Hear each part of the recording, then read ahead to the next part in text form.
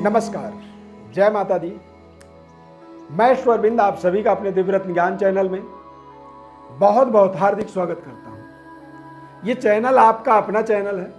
आप इसमें जुड़ते हैं, आप तमाम तरह के अपने सवाल करते हैं और आपके तमाम सवालों का हम जवाब भी पूरी जिम्मेदारी से निरंतर देते हैं।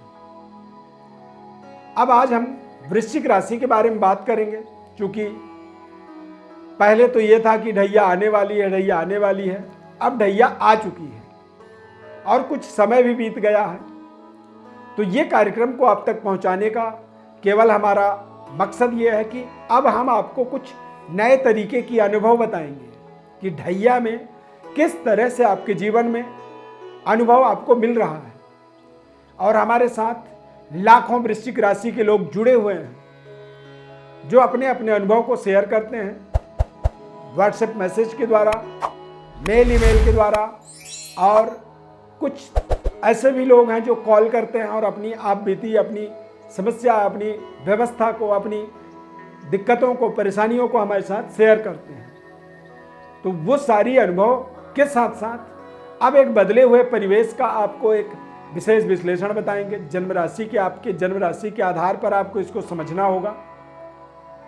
यदि आपका केवल नाम है और नाम राशि आपका वृश्चिक राशि है तो आपको इस कार्यक्रम से कोई समझ में नहीं आएगी बात, या फिर इसका अनुभव आपको प्राप्त नहीं होगा। अब यदि आप इसको अपने अनुभव को समझना चाहते हैं तो उसके लिए अपने जन्म राशि को निर्धारित करेंगे, क्योंकि गोचर का कोई भी फलादेश, कोई भी प्रेडिक्शन, कोई भी फोरकास्ट आपके लिए तब एक्टिव होता है, तब वो आप पे लागू होता है जब आप अपने जन्म राशि के आधार पर उसे समझेंगे। गोचर ग्रह स्थिति को समझने के लिए जन्म राशि की प्रधानता को स्वीकार किया गया है ज्योतिष शास्त्र में। तो वृश्चिक राशि वाले जातकों के लिए चतुर्थ भाव में चंद्रमा के आगमन से, शनिदेव के आगमन से, शनिदेव के दृष्टि के द्वारा आपके कार्य क्षेत्र पर कहीं ना कहीं कुछ नकारात्मक दृष्टियां आपको डिफीट कर रही हैं।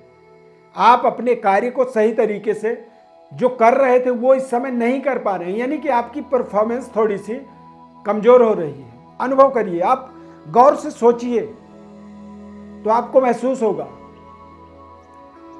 और आपके परिवार के अंदर भी पिता पुत्र के बीच में देखेंगे आप तो थोड़ी सी जो सेटिस्फैक्शन था वो थोड़ा सा कम हो रहा है, संतुष्टि का अभाव मिल रहा है। क्यों? क्योंकि शनि की ढैया स्टार्ट हो चुका है। आप इस समय में अनुभव करेंगे तो आपको थोड़ी सी खान पान में, पेट से संबंधित कुछ ना कुछ परेशानी आपकी बढ़ रही है। कई बार तो आपको डाउट होता है कुछ मेरे पेट में बीमारी तो नहीं हो रही है। वायु विकृति आपका निरंतर आपके ऊपर हावी रहता है, वायु दोष बना रहता है। और कई बार आपको नींद नहीं आती है। पूरी नींद न ले पाने के कारण भी आप मानसिक रूप से कहीं ना कहीं थोड़ी सी प्रताड़ित हो जाते हैं। तो ये ढैया का एक प्रभाव आपके जीवन में एक्टिव हुआ है, और ये एक्टिव होना ही आपके लिए थोड़ा सा एक नए तरीके का परिवेश बना रहा है। इस समय में वृश्चिक राशि है आपका, तो आप थोड़ा सा अपने रहन सहन को, अपने व्यवस्था को, अपनी जो घर परिवार और सुख सुविधाएं हैं उन चीजों के बारे में थोड़ा सा आपको निगेटिव फील हो रहा है। आपको लगता है कि शायद मेरे पास ऐसी चीज नहीं है, मेरे पास इतनी बड़ी सुविधा नहीं है, मेरे पास इस तरह की फैसिलिटी नहीं है। मतलब ये जो लड़ाई अब हमारी शुरू हो गई है, ये दरअसल हमारी अपने आप में लड़ाई स्टार्ट हो गई है। हालांकि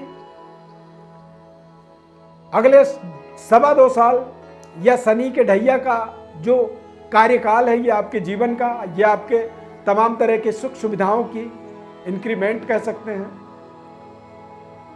नए भूमि भवन को निर्माण करने वाला समय कह सकते हैं। और ये समय का एक सकारात्मक पक्ष को यदि आप देखेंगे जीवन में, तो चल संपत्ति को आप अचल संपत्ति में कन्वर्ट कर सकते हैं और करेंगे। यानी कि कोई नई भूमि, नया घर आप खरीद सकते हैं। अब जब आप नया घर खरीदेंगे तो निश्चित रूप से आपकी जीवन की महत्वपूर्ण जो जमा पूंजी है वो वहाँ पे व्यय हो जाएगा, खर्च हो जाएगा। तो बैंक बैलेंस यहाँ पर क्या होगा कि खाली हो जाएगा। अब बैंक बैलेंस खाली तो हुआ, लेकिन बदले में आपको एक घर मिल गया, यानी कि आपकी जो लिक्विड थी वो आपके एक स्थिर प्रॉपर्टी के रूप में बदल गया आपके जीवन में। तो कुछ बड़े बड़े परिवर्तन, बदलाव यहां पर आप महसूस करेंगे, परंतु सकारात्मक के साथ साथ नकारात्मक विकृतियां भी आपके जीवन में हावी हो सकती हैं। खान पान का आपको विशेष ध्यान रखना होगा। वृश्चिक राशि वाले जातकों को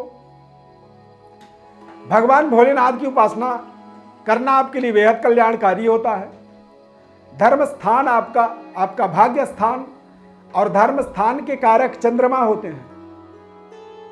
तो चंद्रमा वृश्चिक राशि में नीच राशि के हो जाते हैं। जितनी ज्यादा आप भगवान भोलेनाथ की उपासना करेंगे उतनी ही सकारात्मक ऊर्जा आपके जीवन में निरंतर एक्टिव होगा। चतुर्थ भाव में शनि के गोचर से कई बार व्यक्ति को के अंदर नकारात्मक ऊर्जा का निरंतर संचार होते रहता है। मतलब बार बार आपके साथ अच्छा होने के बाद भी आप सकारात्मक नहीं हो पाते हैं। अब सकारात्मक ना हो पाने का क्या रीजन है, क्या कारण है, ये तो आपको स्वयं अनुभव करना होगा, स्वयं समझना होगा। परंतु शनि के ढैया का भी एक विशेष प्रभाव आपके जीवन में एक्टिव हुआ है, जिसके कारण से आपके जीवन में कुछ ना कुछ अभाव आप महसूस कर रहे हैं। तमाम सुख सुविधाओं के बाद भी आपको उन सुख सुविधाओं से संतुष्टि नहीं मिल पा रही है, और अच्छे से अच्छा भोजन करने के बाद भी वो भोजन आपके पेट में सही तरीके से डाइजेस्ट नहीं हो पा रहा है, सही तरीके से हजम नहीं हो रहा है। वायु विकृति निरंतर आपका बढ़ता जा रहा है।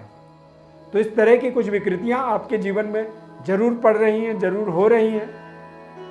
दैवी कृपा का थोड़ा सा अभाव हो रहा है, और माता लक्ष्मी की कृपा जो है जितनी थी उसमें आपको डाउट हो रही है। उसमें इस समय आपको लग रहा है कि कहीं ना कहीं माता लक्ष्मी थोड़ी सी रुष्ट हो गई। दरअसल माता कभी रुष्ट नहीं होती हैं। माता की कृपा कभी हमारे जीवन में कम नहीं होता है। ये तो हमारी एक योजना है, हमारी एक सोच है, हमारी एक रिसर्च है, हमें लगता है ऐसा। तो यदि हमें लगता है मतलब हमारे मनोदशा में कमी आ गई है, हमारे मनस्थिति में कमी आ गई है, जिसके कारण से हम इस तरह की एक निगेटिव इम्पैक्ट, नकारात्मक ऑरा हमारे जीवन में क्रिएट हो रहा है। ढैया के समय में आपको ध्यान रखना है, अपने आसपास जो सकारात्मक लोग हैं उनके सानिध्य में आपको जाना आपके लिए जरूरी है, और सकारात्मक लोगों के साथ ही आप यदि जुड़े रहेंगे तो वो आपके लिए विशेष कल्याणकारी रहेगा। 2023 वर्ष में 17 जून से लेकर के 4 नवंबर तक शनिदेव वक्री रहेंगे। इस समय अवधि में आपको विशेष सावधानी रखना होगा। इस समय अवधि में खान पान का विशेष परहेज करना होगा, और इस समय अवधि में जीवन के महत्वपूर्ण बड़े प्रोजेक्टों को मेटलाइज करने के लिए या कोई बड़ी इन्वेस्टमेंट करने के लिए बहुत विचार विमर्श और किसी विशेषज्ञ का सलाह जब ले लेंगे तभी आप उस निर्णय को अपने जीवन में अमल में लाएंगे। समय आपके लिए 2023 पूरा वर्ष बहुत ही सकारात्मक है। ढैया के बाद भी आप जीवन के कुछ बड़े बड़े महत्वपूर्ण कार्य यहां पर करेंगे। तय समय पर अपने कार्य को करने की अपनी एक माइंड सेट को आपको इंक्रीज करना है, उसको डेवलप करना है, उसको बढ़ाना है। बस समय से सोएं, समय से जगें। और ढैया कोई हवा नहीं है, कोई दवा नहीं है कि उसको खा लिया आपने। ये कोई ऐसी विशेष परिस्थिति नहीं है, बस एक माइंड सेट है, दिमागी संतुलन है हमारा। जब हमें लगता है कि जी ढैया है, आप छोटी छोटी बातों में भी ढैया को दोष देते हैं, जी नहीं।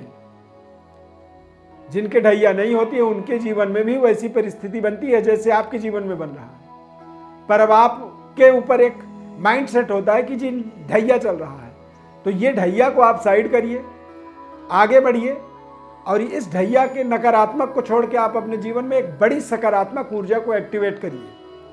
अपार सफलता की संभावना वाला भी ये समय साबित हो सकता है। प्रिय दर्शकों, विशेष पर्सनली आप अपने बारे में समझना चाहते हैं तो हमारे व्हाट्सएप पर बड़ी डिटेल भेज दीजिए। हमारी तरफ से आपको संपूर्ण विश्लेषण हम बताएंगे। आपके जन्म कुंडली का, गोचर ग्रह स्थिति का, ढैया के 7.5 के सभी प्रकार के प्रभाव को समझाएंगे निःशुल्क रूप से। क्या उपाय आप अपने जीवन में करें, इसका विशेष व्याख्या आपको बताएंगे। बस आप चैनल को सब्सक्राइब करिए, हमारे साथ जुड़े रहिए, और फेसबुक पेज पर देख रहे हैं तो पेज को लाइक जरूर करें। आप शनिदेव की अपार कृपा आपके जीवन में बनी रहे। हमारी ढेर सारी शुभकामनाएं, आशीर्वाद, धन्यवाद। जय माता दी।